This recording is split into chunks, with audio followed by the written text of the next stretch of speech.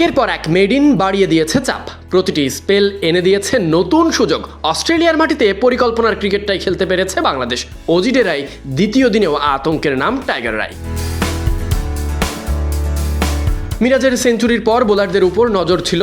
দিনের শুরুতেই ফাইফারের আশা জাগিয়েছিলেন হাসানও। কন্ডিশনকে কাজে লাগিয়ে একে অপরের ধৈর্য পরীক্ষা, এর নামই যদি হয় টেস্ট ক্রিকেট, তাহলে সেই পরীক্ষায় দারুণ নাম্বার পাচ্ছে বাংলাদেশ।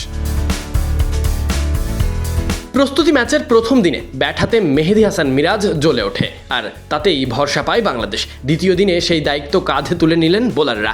অস্ট্রেলিয়ার কন্ডিশনে নিয়ন্ত্রিত লাইন লেন্থ, একের পর এক মেড ইন আর ধারাবাহিক চাপ সৃষ্টি করা, নিজেদের সামর্থ্যের প্রমাণ দেওয়া, আর এই সব কিছুতেই টাইগার পেসাররাই সেরা। শুরু থেকেই আগ্রাসী ছিলেন হাসান মাহমুদ। নতুন বলে নিখুঁত জায়গায় বল ফেলে টপ অর্ডারে ধস নামান এই ডানহাতি পেসার 17 ওভারে 5 মেড ইন, 37 রান খরচায় তুলে নেন 3 উইকেট। ইকোনমিতেও সবচেয়ে কিপটে, মাত্র 2.18 তার নামের পাশে। এদিকে অন্য প্রান্তে তাসকিন আহমেদও ছিলেন সমান কার্যকর। 15 ওভারে 3 মেড ইনে তুলে নিয়েছেন গুরুত্বপূর্ণ 2 উইকেট। পেস বোলারদের মধ্যে এবাদত হোসেন, খালেদ আহমেদরাও পরীক্ষা নিয়েছেন গতি আর বাউন্স দিয়ে। অস্ট্রেলিয়ান ব্যাটারদের একটি করে উইকেট পেয়েছেন তারাও। আর স্পিন আক্রমণে মেহেদী হাসান মিরাজ যেন সবার থেকে আলাদা, কাজে লেগেছে তার অভিজ্ঞতা। দীর্ঘ স্পেলে দারুণ নিয়ন্ত্রিত বোলিংয়ে গুরুত্বপূর্ণ সময়ে ভেঙেছেন জ্যাক ডোরেন এবং টিগ উইলির জুটি। ব্যাটে সেঞ্চুরির পর বল হাতেও তাই উজ্জ্বল মিরাজ।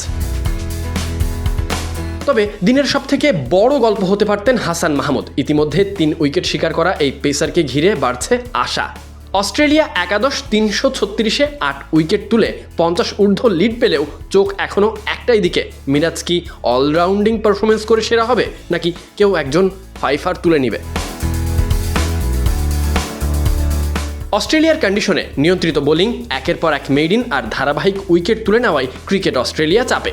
আর এমন লড়াইয়ে সামনের সারিতে হাসান মাহমুদ, তাসকিন আহমেদ, মিরাজ রায়। তবে মিরাজের কথাটা একটু আলাদা করে বলতেই হয়। ব্যাট হাতে সেঞ্চুরি হাঁকানোর পর 3 উইকেট তুলে নেওয়া অলরাউন্ডিং পারফরমেন্সে মিরাজ হতে পারেন সেরাদের সেরা।